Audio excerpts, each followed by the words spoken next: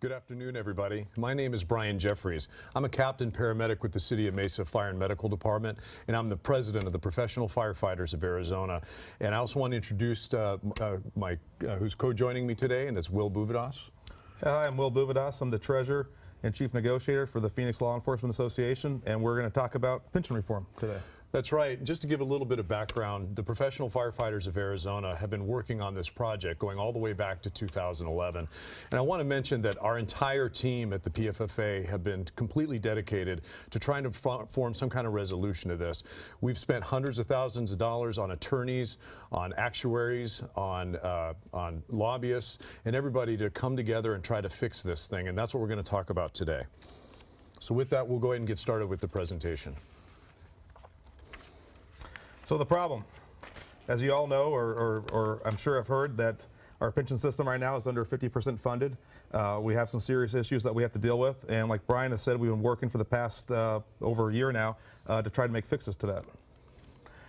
Some of the challenges we have is that the value of our fund has dropped significantly. Currently, we have over $7 billion of unfunded liabilities that have to be paid off by the cities. Part of that reason for that is because there's been two drastic market downturns. You know, in 2001, the fund was mostly invested in high-tech stocks. That went down. And then in 07 and 08, the fund lost money due to the overall market downturn of the financial crisis. There's been several structural flaws that have led to our system in crisis. The main one being, which we'll get into here in a little bit, is the PBI, or permanent benefit increase. That structure of that benefit is seriously fundamentally flawed. And so in turn, employer contributions have spiked. For example, the city of Phoenix now puts over 50% of payroll into the pension system. Some other cities like Tucson, over 75% of payroll.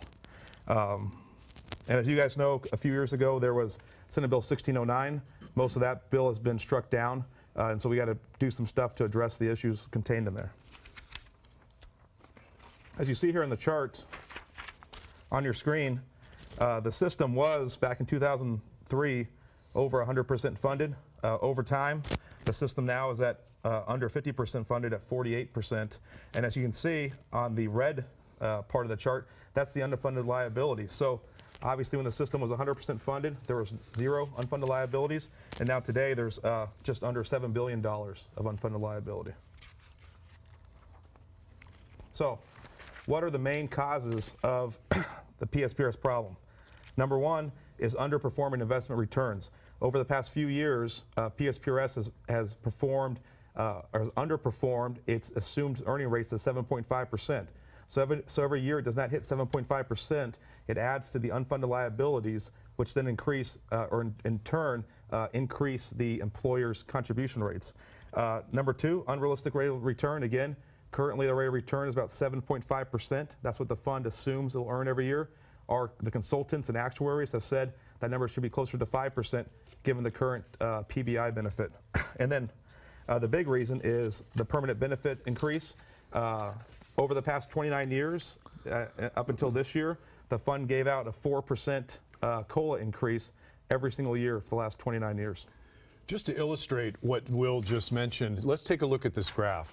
If you look at the different lines on this graph right here, you'll see three different colors. One of them looks like a bad EKG for my paramedics that are watching, and that is the actual rate of return for the PSPRS over that amount of time. Then you have a line, a fairly straight line going across the graph, and that shows the assumed earnings rate that PSPRS uses to determine our benefits. The challenge we face is the red line that you see on the screen is what's known as the actuarially valued rate of return, and that shows, as you go back to about 2001, that we've not been hitting our assumed earnings rate of 7.5% over all those years, which spans more than a decade. So what does that mean? Well, as Will mentioned earlier, that 7.5% that they've been using as an assumed earnings rate, at least if you go back over the last decade, is just too high of a number to be shooting for to be able to continue with our current benefit structure. And we've gotten with some financial experts who have done an analysis of the system, and they've looked at some of the trends in the market, and what they're saying to us now is that the chances of us to be able to meet that 7.5% assumed earnings rate over the next several years is less than 50%. And to put that into context for you a little bit, think about we have a better chance at a coin flip than we do of reaching the 7.5%.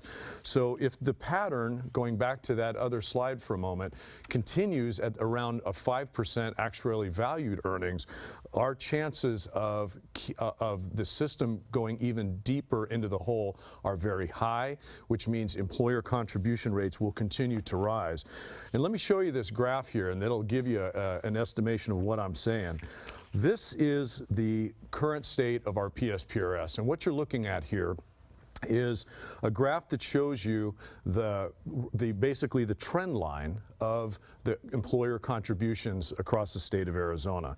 The light blue lines going top to bottom that you see, those are there to help pay off the unfunded liability, or what I call the credit card debt that must be paid. All right, and so over the span of several years, those rates are going to stay very high until they come back down in a few decades. All right, so but the problem with this graph is it's showing you what employer contributions will do if we stay at 7.5%. But again, that's assuming we're going to earn 7.5%. But if you go back over the last decade, where we've been averaging a little over 5%, now let's go to the next graph and see what will happen to those employer contribution rates if we go along the same trend line that we've been on for several years. You can see that those contribution rates get up 90, even 100%. Imagine if our employers' contribution rates over the next 2 decades double what most of them are today. It's going to be an absolute catastrophe, and it'll take us from where we are today at over almost $7 billion in what I call the credit card debt to increase even further from there. So let's talk a little bit about why we're here today and what the risks of inaction are. Let me just be clear. These steps that we're contemplating moving forward with are painful, and we don't like any of them. But the risks of inaction are so much greater. First of all, as I just mentioned, rising employer contributions will impact all of us. That is going to create an inability for us to create or to fill open positions in police and fire. It'll curb the amount of monies that we have for training and even our most basic necessary tools to do our jobs. And in some places, certainly it's going to impact our ability to get raises in the future. A lot of us just went through the Great Recession. A lot of us didn't get raises and even took pay cuts. Imagine if those employer contributions continue to go up. They're not going to be able to give out any wages possibly for a decade or more. And then with that, some of the cities and towns might consider alternative tax resources to try to help them in this crisis. We look at the city of Prescott. Prescott just went through a PSPRS initiative that they took to their voters, excuse me, a referendum they took to their voters, and they asked for some tax relief to help them pay off what I keep referring to as the credit card debt. And the voters rejected it almost outright. They said, no, we don't want to pay any more for this. So with failed efforts like this, we could have further problems. And what this ultimately results in is some service level insolvency. And that means an inability for us to provide our basic public safety services to the public that we all took an oath to serve. And in some cases, and we have some very severe cases right here in Arizona, such as Prescott, Bisbee, some others whose situations are getting so dire, some of them at some point may look at municipal bankruptcy. And imagine what a catastrophe that could be if they go into bankruptcy, and what that could mean for all of us. So inaction is absolutely not a choice. Had we not come to the table, the legislature most certainly was going to force something even more severe on us than a lot of us would have ever wanted to live with. Retirees might have faced decades without any increases whatsoever, and the new generation of people that are going to come after us might have faced a much more drastic cut in their pensions and their retirements. So let's talk a little bit about the process. Will? Yeah, the process, as we all know, after 1609 passed and was sued on, there's some people who sued 1609. Some of 1609 got overturned in courts, which put us in a worse situation. At that point in time, the firefighters, State Firefighters Union, took the lead, started developing some framework on pension reform. Early on in the process, PLE was involved in it, and then since then, the FOP and the APA and others have come along and joined the discussion. As part of the stakeholder working groups, also there's people from the governor's office. There's also the legislative pension work group. led by Senator Lesko. And the League of Cities and Towns has also been involved for about the past 6 months. The other component to the process has been the Reason Foundation. They have been involved for probably about the past 6 to 8 months. Senator Lesko and the Republicans down there invited them basically to be the negotiators for the legislators. And I got to tell you, at first, I don't know about you, Brian, but at first I was very nervous about them being involved, and I had preconceived notions about what they stood for, but they've actually been very good to work with. They've listened to us. They incorporated many of our suggestions, which I don't think they necessarily wanted to, but I thought they wanted to put us all in a 401k plan system, and that has been further from the truth. That has never come up in any of our discussions of going to a straight 401k system in the future. I was surprised by that too, Will. The two gentlemen, Pete Constant and Leonard, have been really good to work with, and they brought a lot of expertise. I mean, there's things about certain pension systems around the country that I didn't know of, some best practices or some things other systems have done to get themselves out of these situations, and I agree, they have been good to work with. It wasn't the fight that I was expecting. So let's talk about the solution. First, let's go into what the different tiers are, okay? There currently, or there will be 3 tiers. It's really 4 tiers. The first tier we call Tier 1, and those are people who had 20 years of service prior to January 1st of 2012. The second tier, called Tier 2A, are those who were hired prior to January 12. The third tier, we'll call it 2B, are those hired after January 12 but before July 17. And then there's Tier 3, and those are hired after January 17th. And I think just the other day we found out that actually it's going to be pushed back now. July 1st of 2017 will be the start date of Tier 3. That's right. So let's talk about Tier 1. This is important to note here, there is only one change for Tier 1. So if you had 20 years of service on before January 1st of 2012, there's only one change that affects you, and that's in your COLA for when you retire. So for Tier 1 members, the existing permanent benefit increase will be replaced with an actual cost of living COLA. And the COLA will be a maximum of 2% per year compounded, or Phoenix Mesa CPI, Consumer Price Index, whichever's lower. So if CPI is 2.5%, your COLA will be 2%. If CPI is 1.75%, your COLA will be 1.75%. And also another change as far as part of the COLA, it will be a true COLA. So it will be based on your pension amount. Currently, the PBI is based on the average pension amount in the state. This new system, it will be based on your actual pension amount. So let's move on to Tier 2A. And the good news is that I don't have to say any more than Will just did, because it is identical. It's a mirror image of Tier 1. Let me repeat what he said. There is only one change for Tier 2A. Everybody in that tier will have one change only, and it's identical. We're going to have a new CPI-based COLA to a maximum of 2% to replace the current permanent benefit increase. And as Will said, it is a compounding COLA based on your specific retirement and whatever number you leave with, to a maximum of 2%. That's the only change for Tier 2A. Let's move on to Tier 2B. So Tier 2B is anybody that was hired after January 2012, and as a reminder, that date is specific because that's when 1609 was enacted. While a lot of the elements of SB 1609 are being overturned by the courts, there are certain elements that will continue and are there today because they were enacted for future hires back then. Those are not being overturned by the courts, which is why Tier 2B gets a little more complicated, if you will. So first of all, the COLA that we just described for you will be exactly the same for Tier 2B as it is for Tier 2A as well as Tier 1. In addition, there is no change to the underlying pension. You will remain having a 2.5% multiplier. And for those that don't know what the multiplier means, that means 2.5% times 25 years will yield you 62.5. All the way up to a maximum, if you go 32 years, you get 80%. 32 times 2.5, right? So that's what the 2.5% multiplier means. As it is today, you will have to work 25 years minimum to get to your benefit. However, that is current law. There is no change to what we're living under right now. Add to that, minimum age is still 52.5. That's exactly what you're living under right now. It's been that way since January 2012. We're still moving forward with that same age. Just as a review, drop went away after January 2012, but that will now be replaced with a new mandatory defined contribution plan. This new defined contribution plan is actually going to be an excellent way to save monies from both the employee and the employer moving forward, to have a nice pot of money when you go to retire to utilize. You can invest it in the market and utilize for your retirement. Now, one caveat to that we need to add: that defined contribution plan will only be for those people that do not participate in Social Security. It's interesting, on the fire side, that's about 95% or so of our participants in the PSPRS do not participate in Social Security. There are a few out there. On the police side, there are more folks and more employers out there where the officers do participate in Social Security.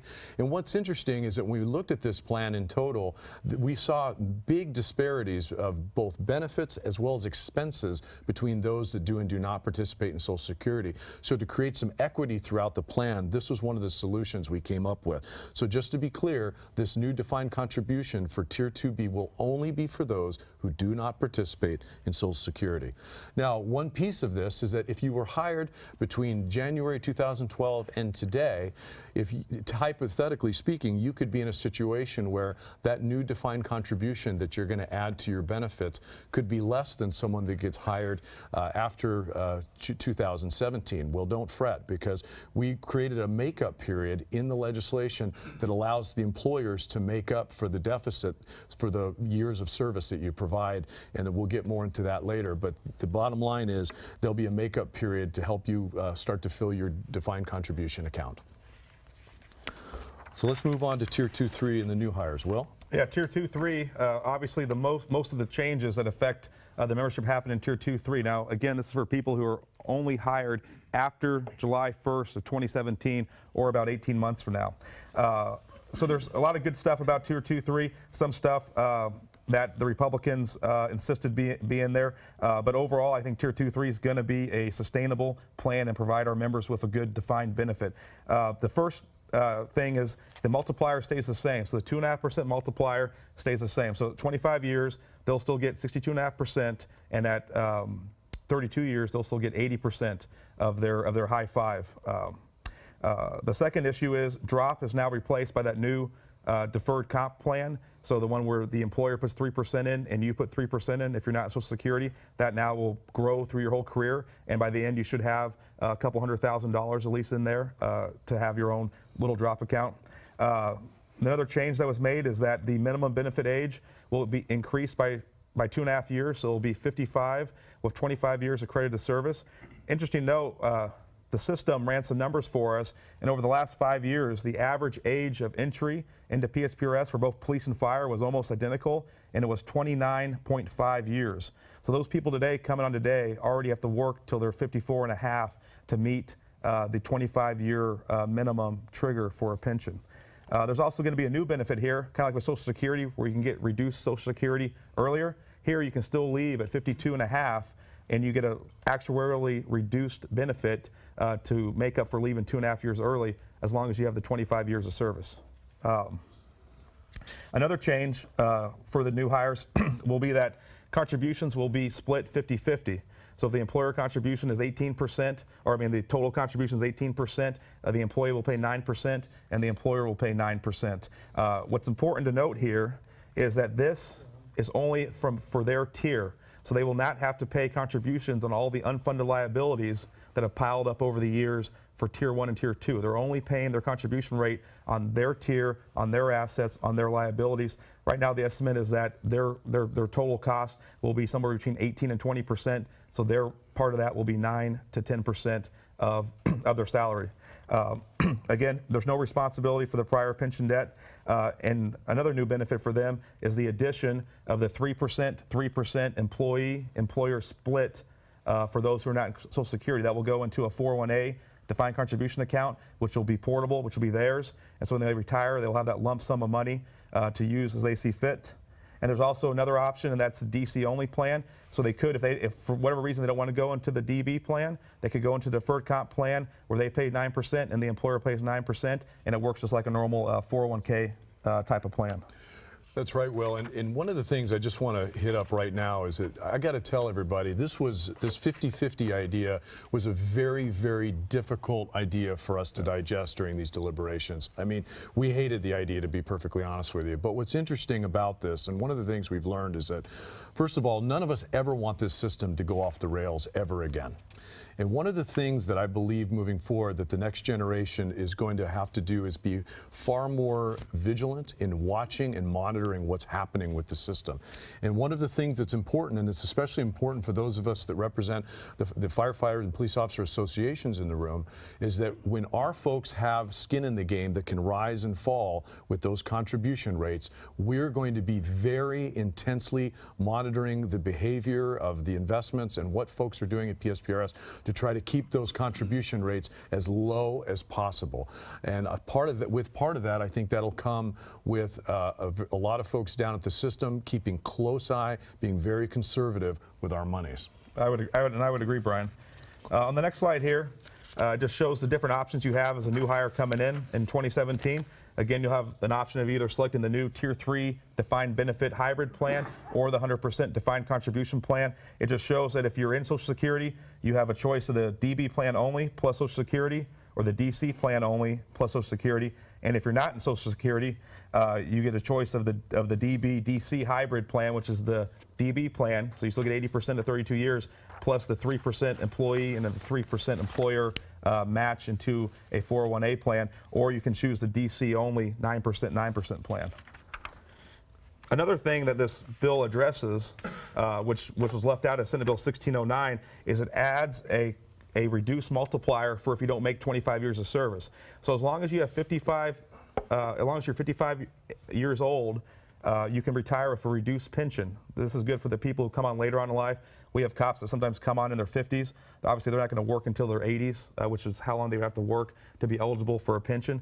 So under this plan, as long as you have 15 years of service, and you can see it on the slide, you have a reduced pension. It goes up. It starts at 1.5% multiplier, then goes all the way up to the 2.5% multiplier, which is the same as current at 25 years of service. What's important to note is as soon as you hit any of these years, it's retroactive. So once you hit 25 years, all your years of service get credited at 2.5%. And once you hit 19 years, and if you left at year 19, all 19 years would be credited at 2% multiplier. I have to give the police officers a lot of credit on two of these factors that came into play. First of all, as they mentioned, they do have a lot of officers that come in, maybe they work in the private sector for many years, decide they want to midlife, want to have a call to service and a call to duty with police, and they come in at say 45 years old. Well, the idea that they can work another 25 years to earn a pension is pretty difficult.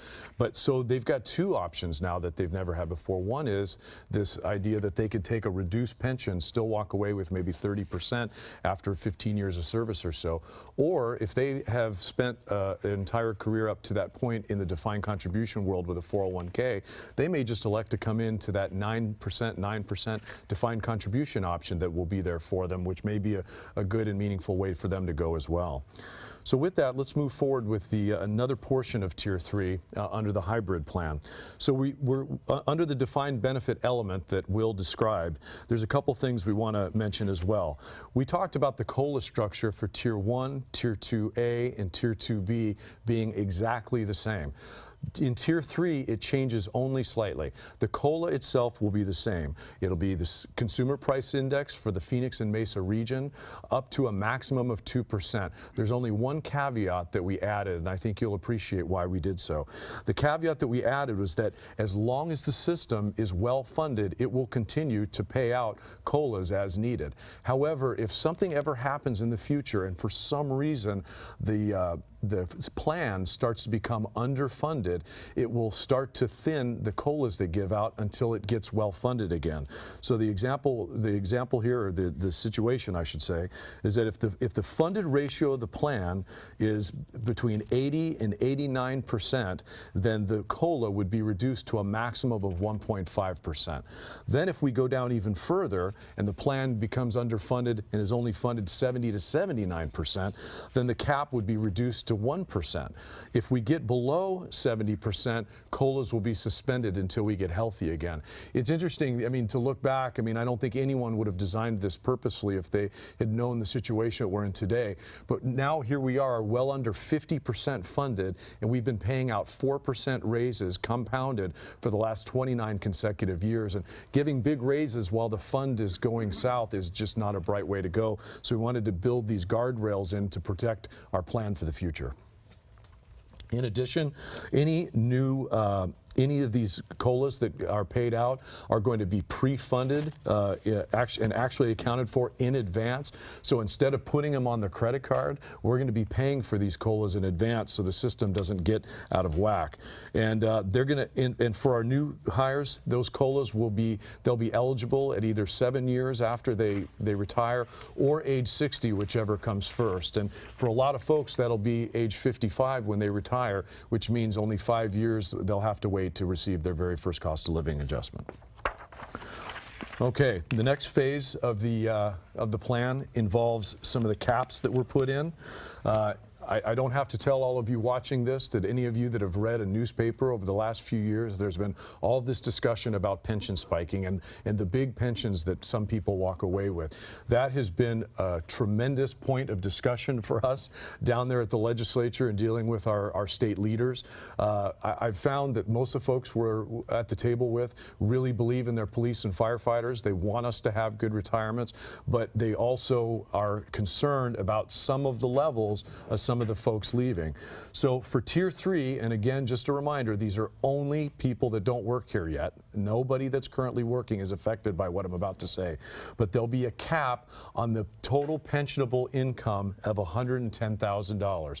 So to give you an example, if somebody goes the full 32 years and they get 80% of that, they would get $96,000 a year pension. So one important thing to mention, though, is that nobody for at least 26 years will be retiring out of that plan.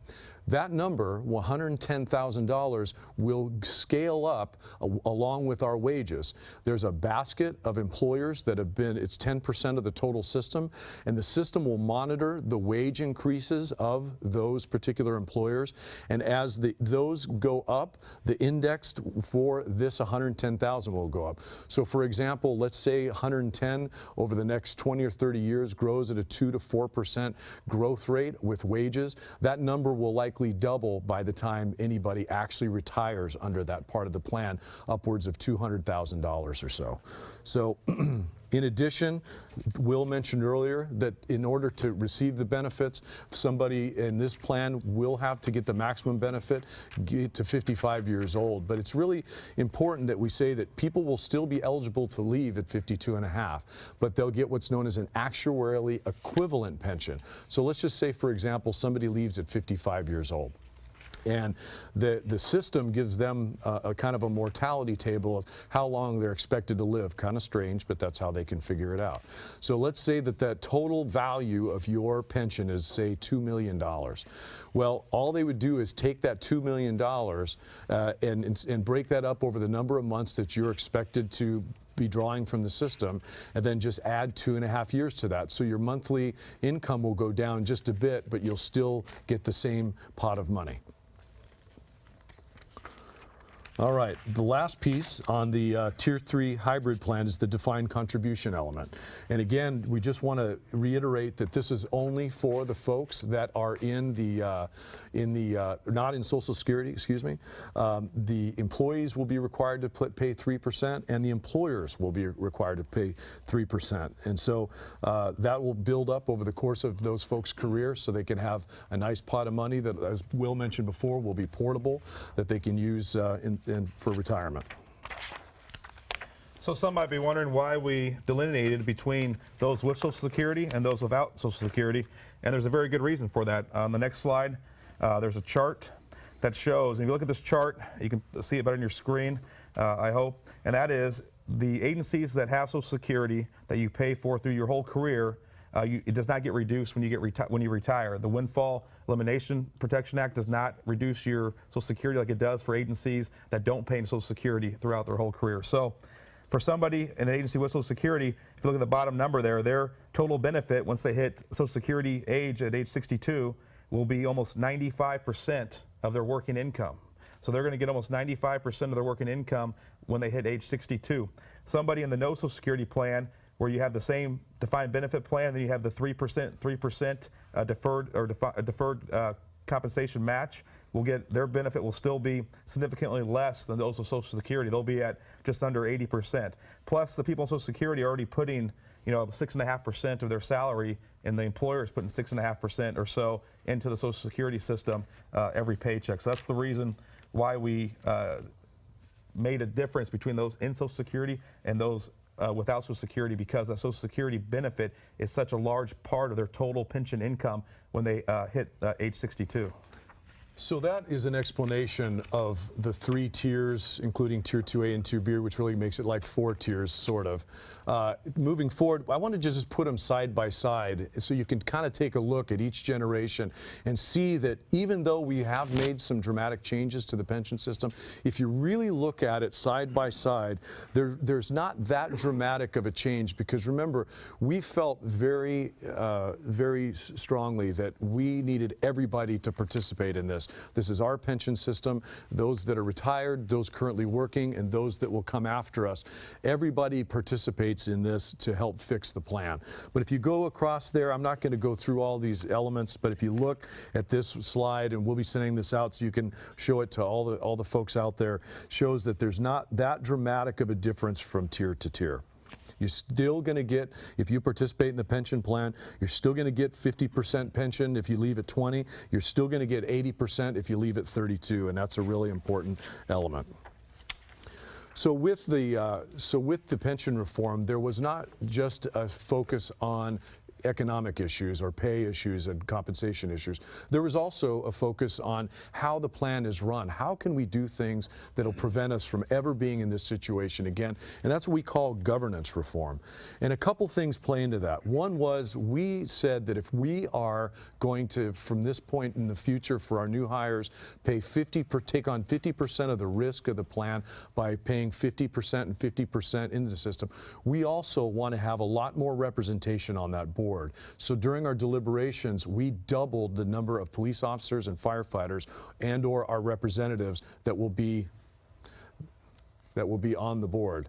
And we think that's important, because we need watchdogs on that board watching what's going on and watching what they're doing with our investments and watching for trends. If the fund is starting to become underfunded, we want everybody in this state pension plan to know about it and to pay attention and to start taking whatever action we need to never let this happen again. Number 2, any unfunded liabilities associated with any future benefits will be immediately fully paid in the year that they're enacted. And again, what this does for our system moving forward is it doesn't put us in a position where you're basically racking up the credit card debt. You're not paying for it on a monthly basis when the bill comes in. Anything that gets added in the future, any benefit that gets added in the future, shouldn't just be a product of politics. It shouldn't just be, let's add a benefit because we've got the votes at the legislature or because somebody had this great idea to add something. If we do that, then fine, but we have to fully pay for it in advance, so again, we don't run up the debt. In addition, it's important that we added that at no time will an employer or employee's payment be any less than their share of what's actually determined to be what we call the normal costs.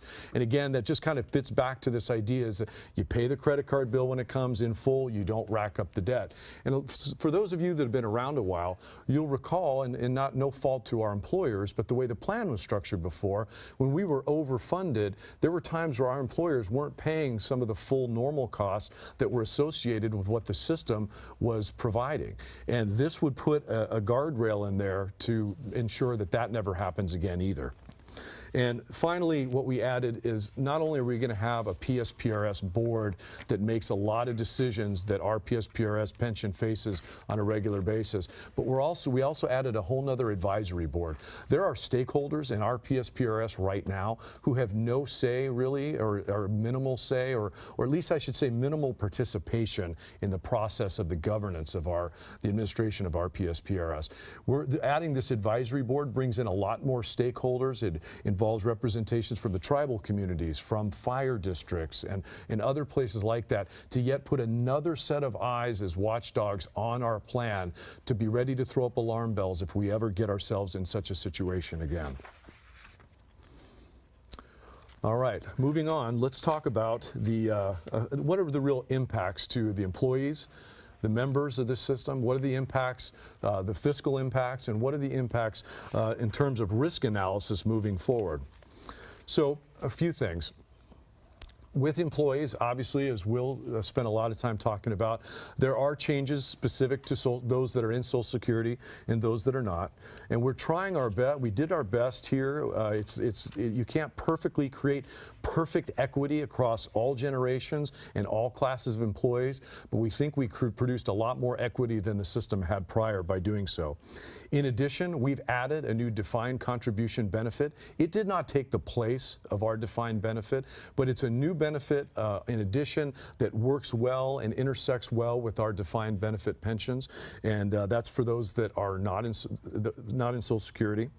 And in addition, our retired, our current, and our future employees will have the same basic pension benefits that they have today. Some will have to work a little bit longer, some may have to pay a little bit more, but at the end of the day, we end up with the same pension benefits. So let's talk a little bit about the impact on the employers. I showed you this slide a little bit earlier, and it showed the trend line of employer contributions moving forward. Well, what you see there is there's a gap between that yellow line going across the page and the light blue vertical lines that you see, and that gap is a significant cost savings moving forward to our employer contributions. All right. And it's important to note, Brian, that that debt still has to be paid down. That's right. The $7 billion that's already been accumulated over the past several years of unfunded liabilities, the employers still have to pay that down over the next 20 years. But that debt will begin to lessen with this reform almost immediately. That's exactly right. I keep referring to it as the credit card debt, but they do have to pay that off. But by instigating these reforms, it starts to helps reduce the impact, and it helps de-risk the plan a little bit as well. And the important thing here on this next slide here is that the total savings to PSPRS over the next 30 years is estimated to be at $3.6 billion.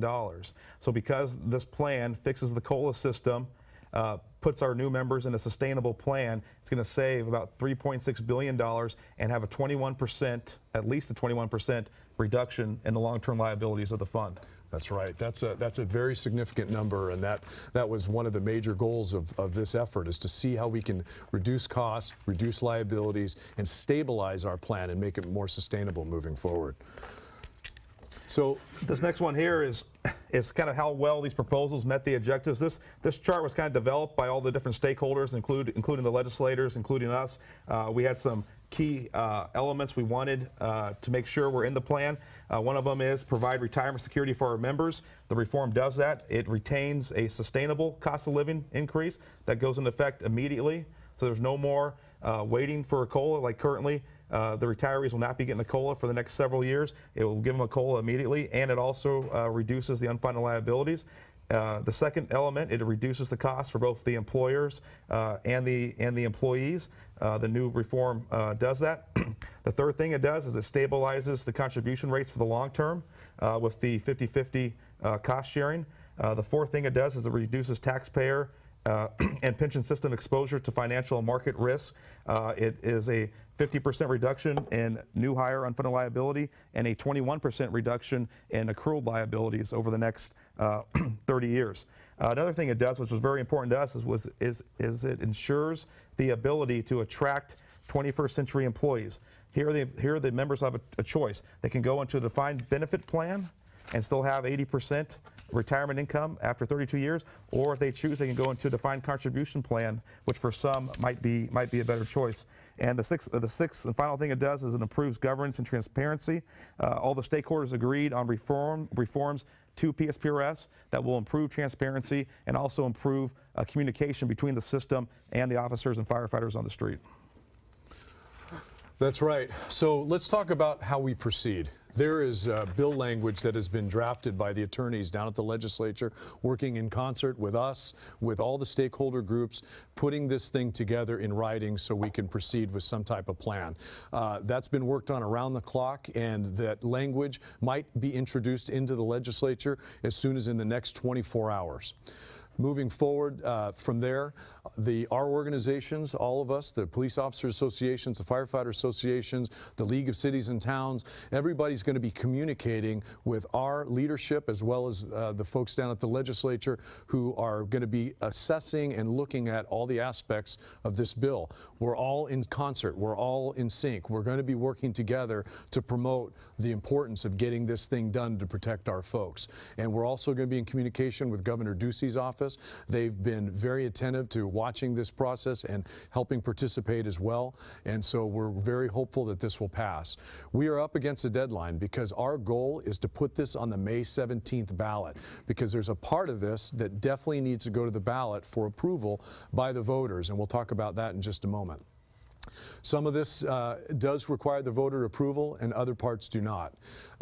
We are prepared to do a very significant campaign out to the public to let them know how incredibly important this is, not only for their police officers and firefighters, but also for the community at large, because the impacts to public safety this will provide if we're not able to reduce some of these costs. So we're going to be preparing for this over the next few weeks. We're going to be trying to communicate with you all throughout the state of Arizona as much as possible through all of our outlets, through email, television, through our social networks and everything else. And we may be calling on you to help us. We may be calling on you to talk to your local legislator, calling down to speak with them while they're in session. But we're going to need your help. And I think to end on this note is just know this has not been an easy process. There are elements of this that have been very difficult for us to digest, but our situation is very dire right now. We need to get out of this situation. The risks of inaction are too grossly serious for us not to step up and be leaders. And Will and I have talked about this at length. As police officers and firefighters, people call on us to help solve problems. That's what we all do for a living. And this is just another one of those situations where we have a major problem and we've been called upon to make a difference and to try to help it. And that may involve some sacrifice on our part, but we think overall it's fairly minimal, and I think we can get our system in a much better place. And so, Will, unless you had anything other to say, we can take some questions. Yeah, let's take some questions. You know, it's been a tough process, but I think a lot of hard work has gone into this through all the stakeholders, not just police and fire. Senator Lesko and the Reason Foundation have also put a lot of work into this. That's right. plan. Absolutely. So we actually filled the place with an audience of police officers and firefighters, and we want to open it up right now for any questions anybody may have. All right. Yes, sir. Molina, Buckeye Valley Fire District. My question is, what does the new plan do for immediate employer costs? This plan, once enacted, will have an immediate effect on employer contributions. They will be reduced right away. It'll depend on each employer, depending on their particular circumstances, but it will immediately start to reduce employer costs. Next. Mike Burkhart, I'm the Gilbert chapter president. Yes, Mike. In Gilbert. How long will it take for this plan to become healthy again? Well, the plan starts to become healthy right away. From the day the bill passes, fixing the PBI, changing it to a COLA, immediately starts the plan on the path to recovery. For it to become fully healthy, 80%, which is commonly known as 80% funded, that will take several years for that to occur, but the path to health starts immediately. Next question. Won't this cause officers and firefighters working together to pay different rates? That is true, but that is the case today. Depending on what happens with the upcoming court case known as Hall, we could have a situation where different generations have different rates of pay. However, what we really tried to work on in this plan was equity. So, for example, right now, those of us out there on the line are paying 11.65%. These new folks that come on the line, they're going to be now paying 9% into their pension and 3% their defined contribution, putting on somewhere around 12%. So we tried to get those numbers as close as possible so there's equity there. But we have that situation today, and if the Hall case decides on behalf of the employees, we'll have some people paying 7.65, others paying 11.65. Sometimes there's just no way around having slight differences between our contribution rates. And currently, if you're in Tier 1 drop right now, you don't pay anything. in the That's system. correct. So those That's people for exactly 5 right. years don't make any contributions. Good point. More questions? I got a question. Josh Campbell, Tucson Firefighters. Yes, sir. You mentioned that the COLA was capped at 2%, and we're now going to be tied to the Consumer Price Index. Can you tell us historically what that CPI has been? There are some of you will know there are different ways to look at the consumer price index out there. The U.S. Department of Labor breaks it down into different regions. There's like a West region, there's an Arizona CPI, and we looked at all the different ones, and looking at those in mass, the one we chose collectively was the Phoenix-Mesa region. But looking at several of the different indexes, we looked at the Phoenix area and the Arizona area for the last 20 to 25 years. And the average CPI has been just under and close to 2% spanning those years, which makes that number, if history is any precursor to what we're going to face in the future, should be right around what it's actually costing people in their livelihoods. Any more questions? Jerry Gannon from the Phoenix Law Enforcement Association. Are the figures you describe in the presentation adjusted for inflation? That's a good question, Jerry. Yes, they are. All the charts that are described in here are all adjusted for anticipated inflation over the next 30 years. Joe Clore with the Phoenix Law Enforcement Association. What's the likelihood of actually getting a COLA under the new plan? The likelihood is 100%, as long as there's inflation. So long as CPI, or the Consumer Price Index, is not 0 or negative, which has only happened, I think, 1 or 2 years in the last 30 years, you will get a COLA, an adjustment to your retirement that will compound each year. Joe Hester with Glendale and the PFFA. There's been a lot of confusion out there with this new tier. Can you kind of explain the difference between what we're hearing across the nation with regards to closing the pension plan versus what the new tier does? Thanks. Yes, so it's really important that we not close the plan. Anytime you close a plan and as it matures, a plan gets to a point where it starts getting more and more conservative in its investments, and it goes on a whole new path with the idea that the plan will eventually go away. That could be really problematic for our PSPRS plan. When you add a tier to a plan, the plan remains as though it's going to continue in perpetuity. That completely helps retain a sustainable investment profile, because all of our assets, no matter what tier you're in, are commingled and invested together to get the best benefits possible. But when you add a new tier like this, basically our assets will be commingled. The only thing is the tier 3 folks are not going to be on the hook for what we'll call some of the sins of the past or the ramifications of the past. They won't be on the hook to pay extra for what I keep referring to as the credit card debt. Any other questions? Frank Smith with the Phoenix Law Enforcement Association. What is happening to drop? Great question, and it gets asked almost every day in our travels. First of all, the drop was changed by SB 1609 back in January 2012. That change remains in effect, but there will be no further changes from that point on. So if you were eligible for drop yesterday, you'll be eligible for drop today, and you'll be eligible for drop tomorrow. So everybody that is currently eligible for drop, there are no changes to drop at all. It's really important. We have some people out there who have been hearing rumors or in this fear place where they think, oh my gosh, I better go out and drop because it's going to go away. That is absolutely not true. If they're eligible today, they'll be eligible tomorrow. Please make your retirement plans based on your best situation with the advice and whoever you use to counsel you. Don't go running into drop before this hits, because there will be no impact whatsoever. So what you're saying, Brian, is that everybody hired before January 1st, 2012, that's either eligible for the contributory drop or the non-contributory drop, will still be eligible That going is forward. exactly what I'm saying. Good. More questions?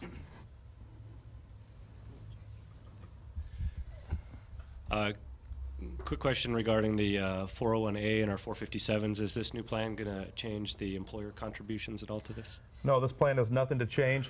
Some of the agencies out there have negotiated, their unions have negotiated, or the employer has just done it voluntarily where they put extra employer contributions into a 457 plan or a 401A plan. This plan does not do anything to change that, reduce that. It still allows the associations to go and bargain to increase that in the future. Any other questions? Joe Hester again. How will this affect like disability retirements and line of duty death? This plan does not change the disability retirements or the death benefits at all. There's even reference in the statute that refer back to the existing disability and death benefit statutes, so this plan will not change that at all. You'll still have disability retirements for those who get disabled on the job, and you'll still have death benefits for those who get killed, unfortunately, in the line of duty.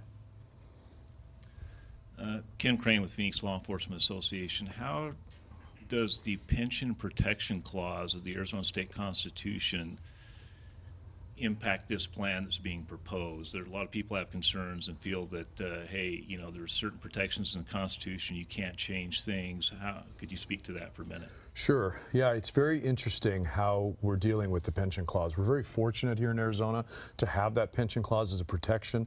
It gives us a degree of confidence that our pensions and our futures for us and our families are not going to be toyed with on a year-to-year basis. We feel that's incredibly important. However, because we're in a crisis, we have to make a change to be able to bring about the new change that we've talked about. Well, our attorneys and the attorneys down at the legislature, a lot of folks have been working feverishly to figure out a way to do that. I mentioned before that we have to go out and campaign and take something to the voters. This is the specific issue we must ask of the voters, and that is to make a one-time change to the Constitution that allows us to essentially open the door temporarily, shove some reforms through, and then shut that door and seal it and lock it and weld it again. And I know that that causes folks a lot of concern, but the way that works is this. We have a very little used piece of Arizona law known as conditional enactment. And what that means is you can run a bill through the legislature, and when it comes out of the legislature, it really has no effect whatsoever until it is enacted by a vote of the citizenry. And the way that would work is we'd go to the state constitution, which currently says we shall neither diminish nor impair pension benefits, and say we shall neither diminish nor impair benefits except for provisions in the bill that's going to come out. And people have concerns about that, and it's very understandable. However, if you look back, there was another crisis facing Arizona many, many years ago back in the 30s, and it happened to do with workers' comp. Workers' comp was going into a crisis because they had fiscal problems, just like we're facing in the pension. They had folks that were getting too excessive amounts because of their particular professions, and they found themselves maybe going bankrupt. So just like we're doing today, a lot of folks from the workers, a lot of folks from the legislature, the governor's office, and a lot of attorneys got together and figured out how can they make a one-time change to workers' comp to get the system in a better place again. And they used this exact methodology that we're reflecting back on to utilize. And it's this notion of conditional enactment. They made a one-time change, pushed through the reforms, and then enacted them, and the system got better again. We're basically carbon copying what they did back then, and it's important because those who have concerns about that need to reflect back on and realize that that has standed the test of legal scrutiny going all the way back to the 1930s, which gives us confidence moving forward. Well, I think it's just important to reiterate that, again, the only thing going to the ballot is just the PBI/COLA mechanism. Nothing else is going to the ballot. The only thing that the voters are going to be asked to vote on is changing from the PBI to the new COLA structure. That's right. Tim Bayardi from the Phoenix Law Enforcement Association. Doesn't this open up the door for them to come in and make more radical changes? I think it's important to understand that, first of all, the coalition that has come together to do this, everybody is very committed to get enacted and then protect what we've just done. And what we think we've learned with Prop 487 in Phoenix and some other proposals out there is if everybody isn't together, the chances of something being successful are pretty unlikely, okay? Now, does that mean that some groups couldn't go try to do this with the Constitution someday in the future ever again? I can't make that guarantee, but understand that the only way that this is possible today is because police officers and firefighters and the governor's office and the legislature and a lot of other folks willing to put all their resources into doing that. The chance of that type of coalition doing so again, I think, are very unlikely, but conditional enactment is there. It can be used by somebody, but if we're not in support of it, I would venture to say it probably is not going to pass. And I'd just like to add that for everybody, I appreciate everybody coming. today, and I know there'll be a lot of people watching this online, and it will be emailed out and YouTube for all the membership of both police and fire to see over the next month or so. If anybody has any questions, I encourage you to reach out to myself through PLEA or Brian through the PFFA, and we'll be more than happy to answer any questions that you guys have or any thoughts that you guys have. We know there's going to be many more questions, and we're here to answer those questions, and we're here. But I got to say that I know I speak for everybody here, is we're so proud of our police officers and firefighters, because this is difficult. We're going to be the first ones in the country to step up and be proactive in forming a solution. And you know, it's easy to step back and draw a line in the sand and fight over these things, but our system is in dire need of help. And I'm very proud of our folks. We all took an oath to protect and serve our citizens. We're going to continue to do that. We're going to fix our system, and hopefully the next generation will not have to deal with something like this ever again. But reach out to us. I know members out there are going to have tons of questions, from retirees to the new rookies out on the street. We'll make ourselves available. We're glad to take them by email or whatever you like, and we're glad to come also to your places of work or what have you and speak on these issues as well. So thank you all again also for being here. Thank you, Will, for being a good partner. We've worked well together on this project. It's been one for the books, I'll tell you that much. And thank you all for tuning in and watching the video, and let us know if you have any questions. Take care and be safe.